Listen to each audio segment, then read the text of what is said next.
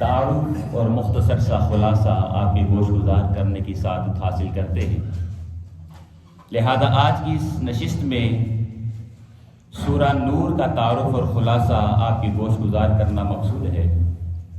یہ قرآن کریم کی 24 نمبر سورہ ہے اور آئمہ بیان کرتے ہیں سورہ نور کو رب کائنات نے مدینہ منورہ میں نازل فرمایا۔ سورہ نور کے 9 رکوع ہیں اور اس کی 64 آیات کریمہ ہیں، اور جس طرح آپ اس کے نام سے واقف ہیں کہ سورہ کا نام ہے سورہ،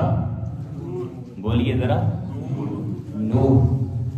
اس کو نور اس لیے کہتے ہیں چونکہ اس کی آیت کریمہ 35 نمبر اور 40 نمبر کے اندر اللہ رب العزت نے کثرت کے ساتھ لفظ نور استعمال فرمایا ہے، اس لیے اس کو سورہ نور کہا جاتا ہے۔ بعض جگہ پر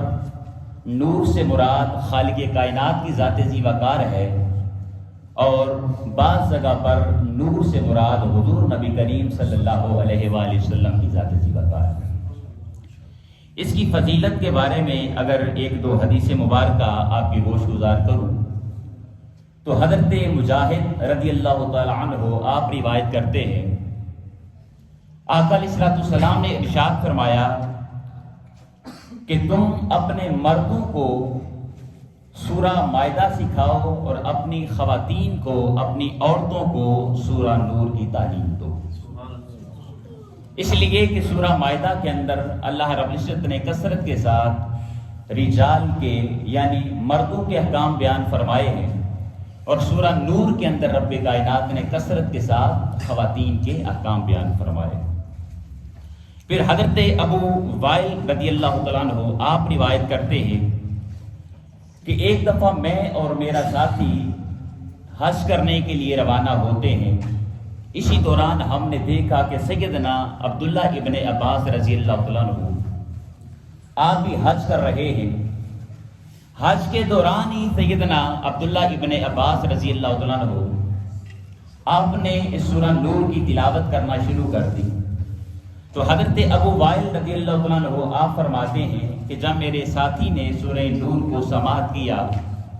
تو وہ پکار اٹھے کہ باری تعالیٰ تیری ذات وہ ہر عیب اور نقص سے پاک ہے،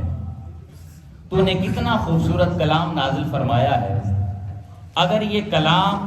ترکی لوگ سن لیتے تو وہ سارے اس کلام کو سن کر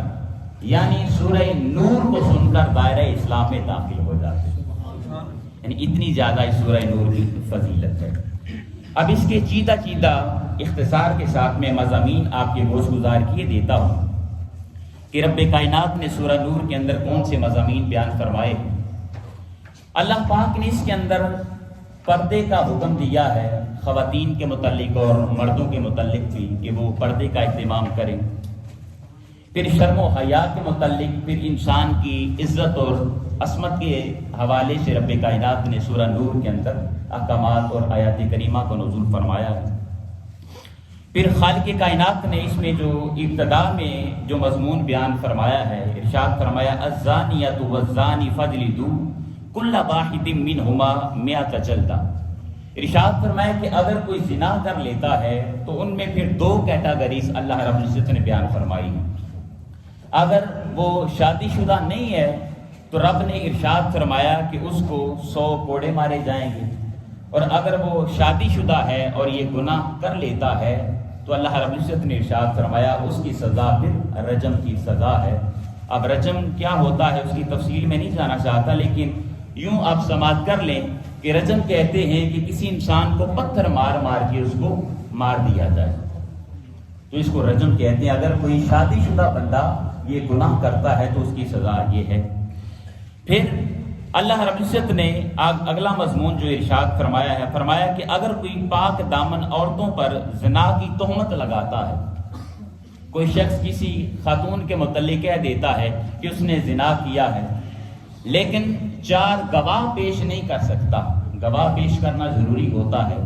تو گواہ پیش نہ کر سکے تو خالق کائنات نے قرآن کریم میں ارشاد فرمایا اس کی سزا پھر قذف کی سزا ہوگی، یعنی اس کو 80 کوڑے مارے جائیں گے۔ پھر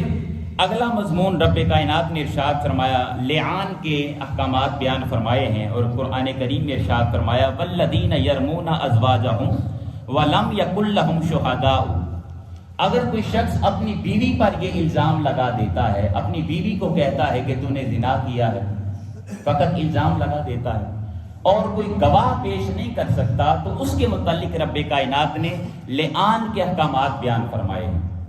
اور ارشاد فرمایا لعان کسے کہتے ہیں کہ وہ شخص پھر 4 مرتبہ قسم کھائے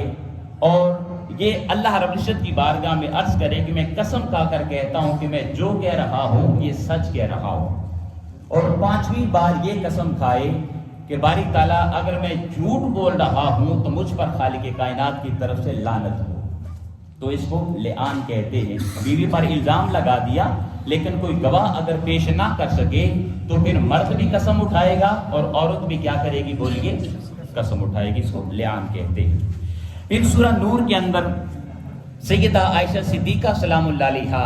آپ پر ایک الزام لگایا گیا تھا، وہ سورہ ایک واقعہ ہے، واقعہ افک جس کو کہتے ہیں، افتراء لگایا گیا تھا۔ اس کی اگر میں تفصیلات میں جانے کی بجائے اختصار کے ساتھ چند جملوں میں یہ واقعہ آپ کی گوش گزار کرنا چاہوں تو آقا علیہ السلام غزوہ بنی مستلق پر روانہ ہوئے تھے، اور جب واپس آ رہے تھے تو آقا علیہ السلام نے ایک جگہ پر پڑاؤ فرمایا۔ ایک جگہ پر جب رکے تو سیدہ عائشہ صدیقہ سلام اللہ علیہا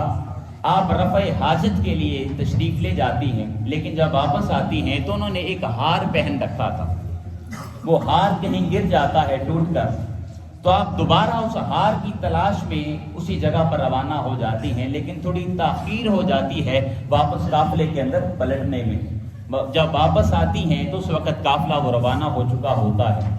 تو آپ چونکہ اس وقت کم سنی کی حالت میں تھی اور وقت بھی رات کا تھا، تو روایات میں آتا ہے کہ سیدہ عائشہ صدیقہ سلام اللہ علیہا اسی جگہ پر آرام کرنے لگتی ہیں، اور یہ خیال کرتی ہیں کہ وہ قافلہ جب اگلی جگہ پر پڑاؤ کرے گا اور دیکھے گا کہ میں وہاں پر موجود نہیں ہوں تو مجھے ڈھونڈتے ڈھونڈتے یہاں پر آ جائیں گے۔ ایسے ہی ہوا،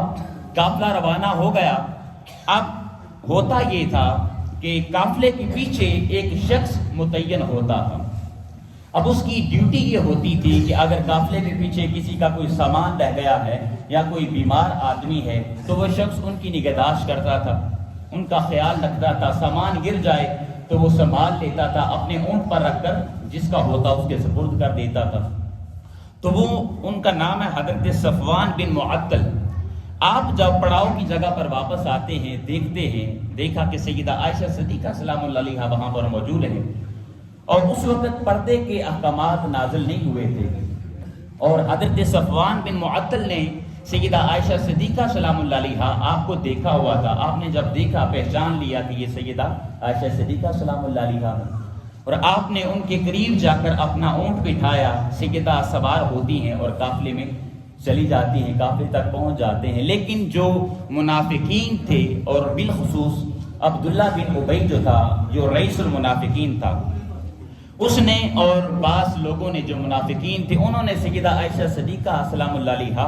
آپ پر یہ بہتان باندھنا شروع کر دیا اور مختلف باتیں کرنا شروع کر دی۔